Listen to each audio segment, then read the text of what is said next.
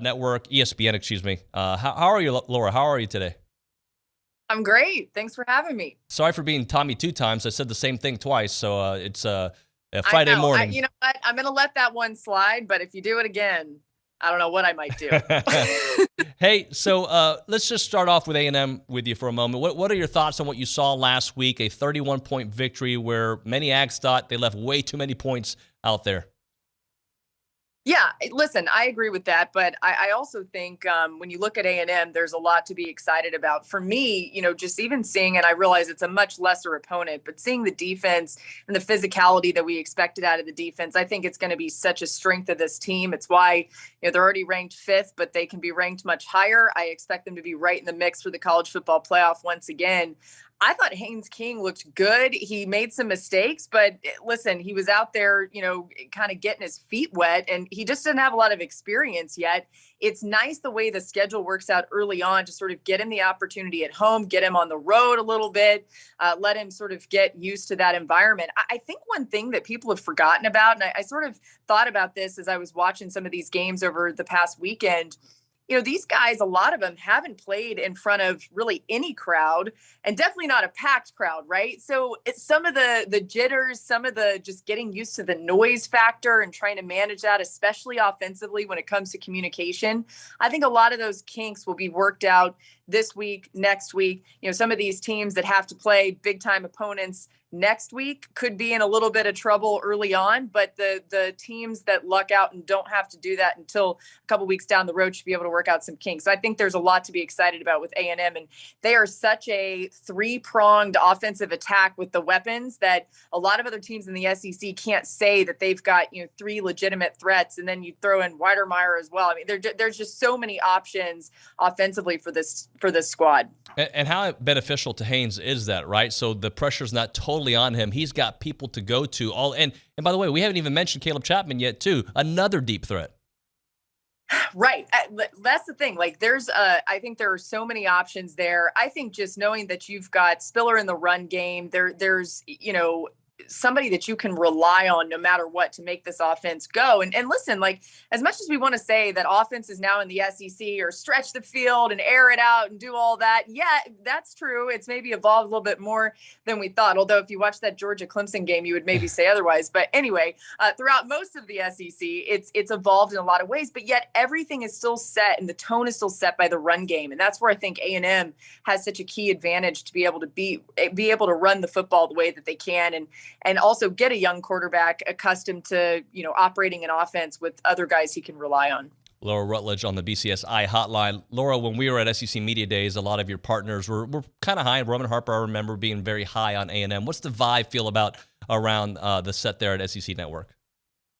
Yeah, everyone's still really high on A&M. I think, one of the interesting things about last weekend is a lot of us expected LSU to be better. And when you look at the West, certainly you're going to say Alabama's king, but who can threaten Alabama? So we had a lot of conversations just going into week 1 about that. And some people were saying A&M, some people were saying LSU. Well, listen, LSU's got a lot to figure out. I think there's a ton of pressure on every situation there, whether it's the coaching staff or even the players. They've got so much talent. So to run into a UCLA team that's good, but they should have been able to at least be more physical with that team. I think there's some major issues there. Not to say they can't get it figured out, but it kind of puts, I think, I'll be interested to see how opinions change, because I think people are going to start slotting A&M up a little bit higher. Some of those who had LSU maybe a touch ahead of them. And the key is, honestly, as much as it's about offense and what Jimbo can do, I think a lot of it's about the defense. To be able to say that this A&M defense has evolved to the point that it's at now, and it is, I think, the strong point, or one of the strong points of their team.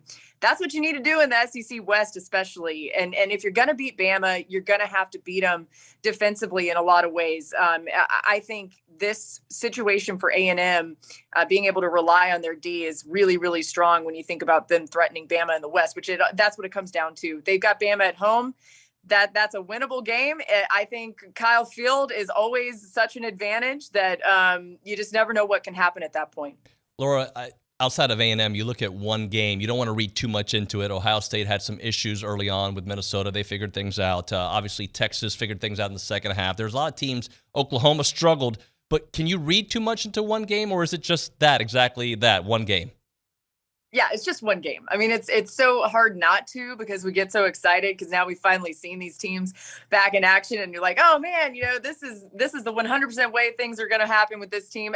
I've actually laughed at all the people saying that, oh, Clemson is so terrible. I'm not saying that their offense looked like it could do what we would hope it could do. I actually think their scheme has been a little bit archaic over these past few years, even with Trevor Lawrence at the helm.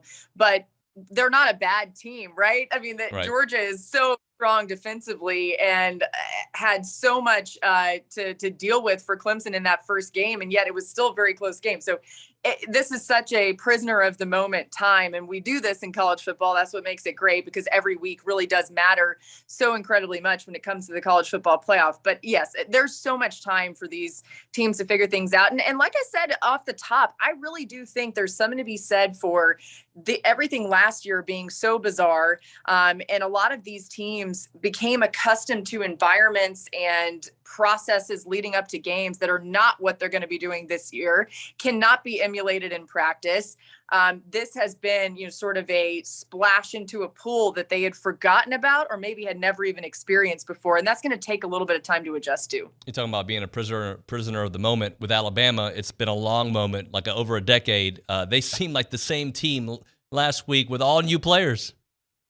Yeah, I mean, it is remarkable. I got to be totally honest. I had, certainly heard good things about Bryce Young, their quarterback, and I was able to watch him in practice a little bit throughout, his time that he's been on the team, and have always thought he's talented. I was beyond impressed by the way that he performed in that game. And yes, people have said, and it is hard to know, okay, is it more about Alabama being great or more about Miami not being great? I think the truth is somewhere in the middle with these two teams. But the reality is that somehow Alabama continues to do this. And it's interesting because I was a little bit hesitant to buy into Bill O'Brien's scheme just coming in there and working right away. Steve Sarkisian, I hate to bring up a Texas guy, but at this point he's now at Texas. And his offensive mind is unbelievable. So I'm thinking, how are they going to continue? I get it with the guys, they keep reloading these players, but from a coaching standpoint, how are they going to continue to do it? And then yet the scheme looks almost exactly like it had before, except you've got a quarterback who, is more mobile and can do a lot of things. And they've got their weapons out in space. And it just seems like everybody's so wide open all the time. How is that even possible?